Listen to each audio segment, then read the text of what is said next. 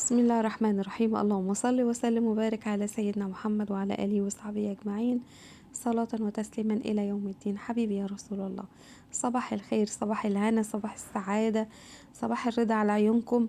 ما تنسونيش باللايك وما تنسوش تشتركوا في القناة عندي. يلا بينا نعمل أكل اقتصادي، أكل على قد الإيد.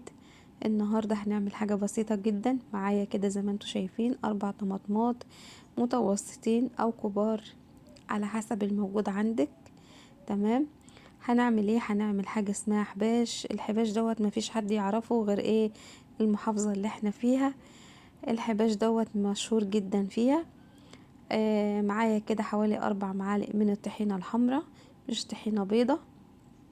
كان معايا طماطم كده بشرتها بالمبشرة وحطيتها في البول اللي قدامكم دي. تمام.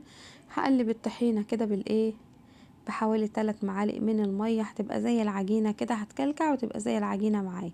تمام. بعد كده هحطها على هحط الطماطم اللي انا بشرتها عليها. مش هحط الطماطم دي كلها، حطيت نصها بس. ومعايا الاصفر ده حاجة اسمها حباش، بتيجي من عند العطار. حطيت كده حوالي معلقتين صغيرين، وحطيت نص معلقة من الشطة الحامية، وحطيت نص معلقة من الملح. حاولي ما تكتريش فيها الملح.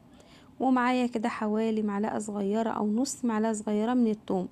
وهقلب كل ده كده على بعضه. ده حباش يشبه الطحينة، يشبه سلطة الطحينة. ومعايا الخضرة اللي انتوا شفتوها دي، البقدونس. اخدت كام عود بس كده، اخدت الورق منهم وقطعته. ودي ام الخلول طبعا، غنية عن التعريف. الاكلة الحباش دي ما بتتاكلش غير ومعاها ام الخلول دوت.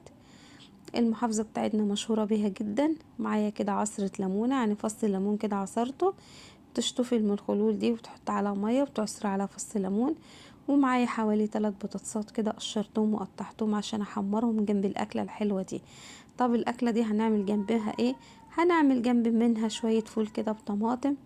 طبعا شفتوني في اول الفيديو لما بشرت طماطم، اخدت نصها بس حطيته على الحباش، والنص التاني اخدته علشان الفول ابو طماطم بتاعي. هحط كده الايه، الطماطم تتسبك. تمام، هتشكشك كده وتبقى حلوة. هنزل بالفول. الفول طبعا اللي عندي ده انا مدمساه في البيت. حطيت كده رشة من الكمون ورشة من الشطة الناعمة. بعد ما اتسبكت معايا كده وحسيت انها نشفت بقى وخلاص كده ونطرت قدامها، هحط ايه؟ الفول ده انا مدمساه في البيت عندي وحاطاه في الديب فريزر. في اي وقت بحب اكل فول او نطلع فول بنطلع من الديب فريزر على طول. بكون انا عاملاه في البيت طبعا ومسوياه تسويه حلوه، واحنا بايدينا احنا وحاجتنا ونضيفه وكده، واحنا عاملينها في البيت. تمام. عملنا اكله اقتصاديه النهارده، اكله سهله وبسيطه جدا وفي نفس الوقت مش مكلفه خالص. طبعا حمرت البطاطس كده بتاعتي. وانا في السوق في اطعمه، جبنه، طماطم، كاتشب، كباب. جبت كده طعم الطماطم ورشته كده على البطاطس بتاعتنا، بقت زي الشيبسي، طعمها حلو جدا.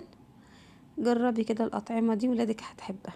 عملنا كده الحباش وعملنا البطاطس والملخلول طبعا. وجبت بقى حتة جبنة كده قديمة المعصرة، وانا بجيب منها طحينة لقيت عندهم جبنة قديمة كده. اخدت الحتة اللي انتوا شايفينها الصغيرة دي ب10 جنيه، هي تعتبر نص خرطة. تمام. هتعمل لي طبق كبير من الجبنة الحادقة. عندي كده زبداية فرغتها، زبادي بلدي. تمام. فرغتها، وهفرغ كمان حوالي معلقتين من الطحينة. هي لسه في الكيس زي ما هي لسه، بقى هفرغها كده ببرطمان صغير. تمام. هقلبها كده وهقلب معاها واحط معاها شوية زيت، شوية زيت كده على وش الجبنة دي، تبقى جميلة جدا. ودي الأكلة بتاعتنا النهاردة، وده كان غدانا. لا طبعا في حاجة كمان عندي بقى، شوية شوربة كده ومخزنة كده الايه الملوخية الخضراء متلجة زي ما هي. هنزلها بقى، هنزلها على الشوربة كده، وهعمل ايه؟ حلة ملوخية كمان جنب الاكل دوت. اللي حابب ياكل ملوخية وبطاطس ياكل، واللي حابب ياكل حباش وبطاطس ياكل، ومعاها جبنة قديمة. وادي الغدوة بتاعنا.